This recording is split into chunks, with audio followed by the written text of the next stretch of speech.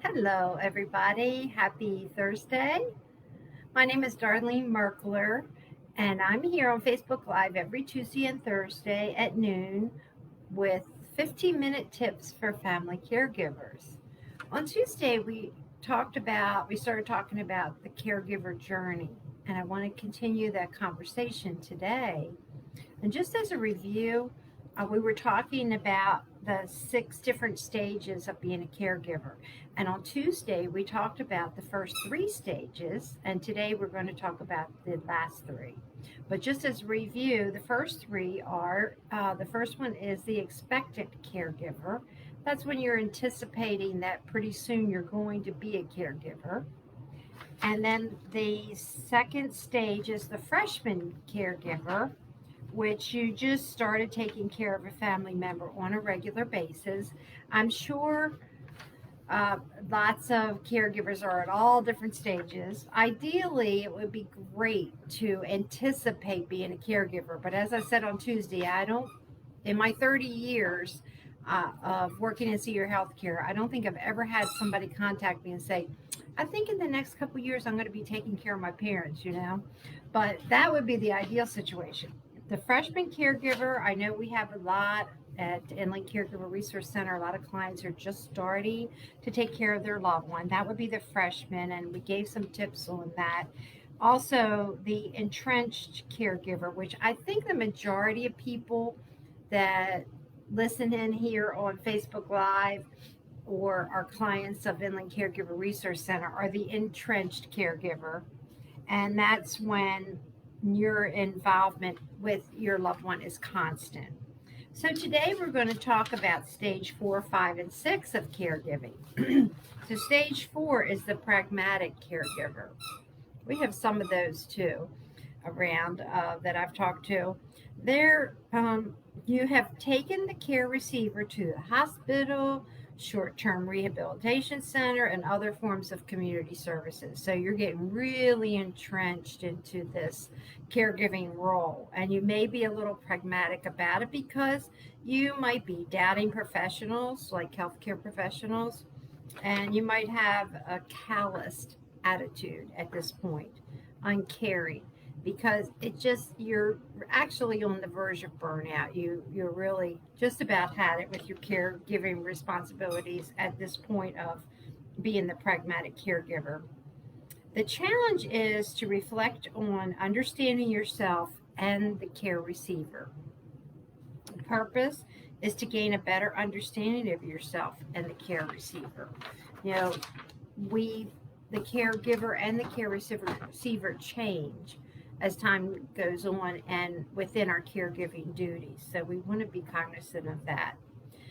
The key word, as we talked about on Tuesday, keywords, is for the pragmatic caregiver is welcome. Welcome the joy of your relationship. My mom passed away, probably 14 years ago. About 14 years ago. And I would do anything to have another conversation with her. I miss her very much. So even though your care receiver might get on your nerves some days, just be thankful that they're still here and that you have the privilege of taking care of them. So welcome the joys of your relationship. Welcome forgiveness. Boy, forgiveness is a big thing. And in any relationships that we have. And also welcome shared activities. I know, especially right now with COVID, we're all stuck in the house and we're probably getting on each other's nerves. So let's think of some new activities maybe that we can do together that might bring us some happiness, even if it's just watching a funny movie or doing some kind of an art project together. Number 5 is the transitioning caregiver. That's the stage 5. That's when the loving and feeling good about the shared journey between the caregiver and the care receiver. The challenge is to let go of fear of the end. You'll move on from doing caregiving and focus on being a caregiver. Begin implementing end-of-life care, and we talked about that before. This stage is about loving and feeling good about the shared journey. Not everybody has this stage because sometimes people don't transition. Sometimes the end happens very suddenly. So if you have this transitioning stage, it's very precious, and we can accomplish a lot in this transitioning stage.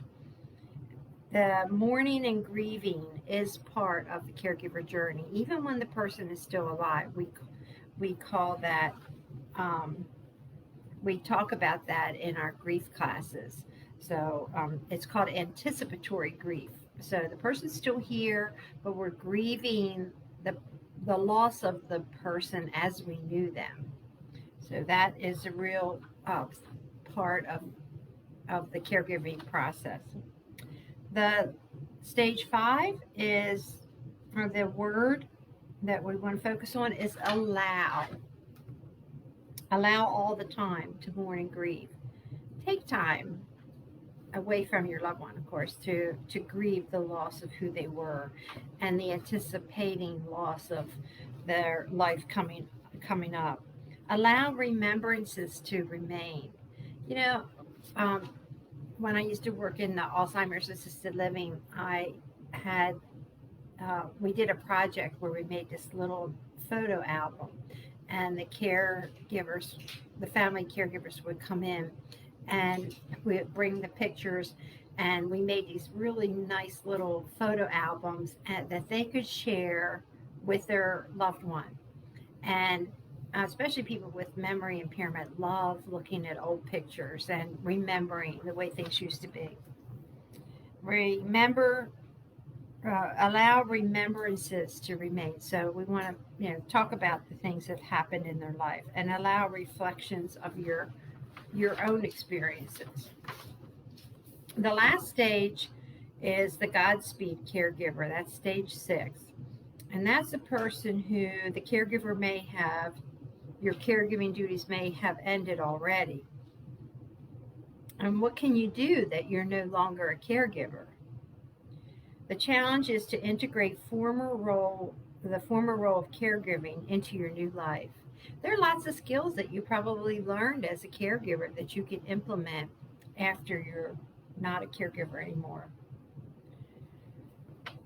The key word for the Godspeed caregiver stage six is treasure. Treasure your dreams. Treasure the challenges which have led you to new opportunities and skills. Treasure the opportunity to share information. You can be a tremendous help to others who are going through what you've already gone through. And treasure the memories of the care receiver. So we want to do whatever we can to treasure those memories, save pictures. Some people make little shrines, to their loved one once they've passed and so forth. So what happens after caregiving? One thing is you want to stay connected.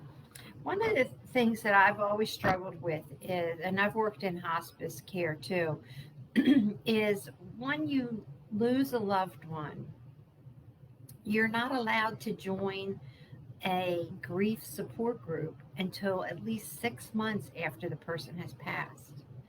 And that always bothered me. And I understand the reasoning behind it because it takes about 6 months before you're able to be in a group setting and actually discuss the loss of your loved one because there's too many emotions involved immediately following the loss of a loved one. Well, I'm going to be able to tell you next week a little bit more, but Inland Caregiver Resource Center has a program called Pearls. And as part of the Pearls program, we are working with some hospice companies to fill in that gap. So in those first 6 months, we'll be able to help people with that grieving process before they're able to get into a grief support group. But we want to stay connected. I know this morning we had our Parkinson's support group meeting, of course, on Zoom. And one of the ladies who attended has been in some of my classes, very sweet lady, and she just lost her husband in June. That she had been taking care of him for quite some time. And she showed up to the Parkinson's support group just to stay connected with the people that she had shared her experiences with when she was a caregiver.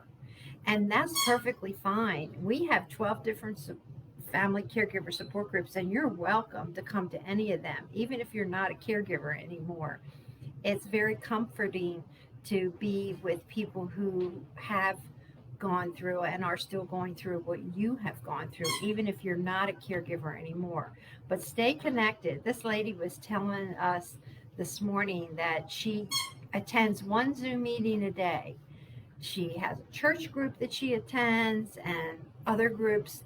Senior centers are doing things online. You can tune in by Zoom and do dance classes and lectures and all kinds of things. So stay connected somehow. It's really hard to do that right now with COVID, but thank goodness for technology and we can do it virtually. Stay informed. So connect to social media. We just uploaded all of these 15-minute videos that I do on Facebook, and I've been doing them since March, twice a week. We just uploaded all of them to YouTube. So you can go to YouTube, look for Inland Caregiver Resource Center, pick out the topic that is of interest to you, and then you can watch a little 15-minute video. But also, I was telling someone this morning, because we're going to be having Dr. Sherzai speak at our Parkinson's support group next month.